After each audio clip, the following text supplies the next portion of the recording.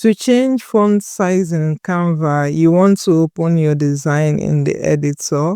I have mine opened in the editor, and I'm going to click on this text box here, and you see here where it has font size. You want to click into it. If you have a particular size you're going for, maybe you're going for 300, you see in 262, you can type in the 300 and it expands your font size. So if you see once it's bigger, you can click this plus sign to take it higher, or click this plus sign to take it lower.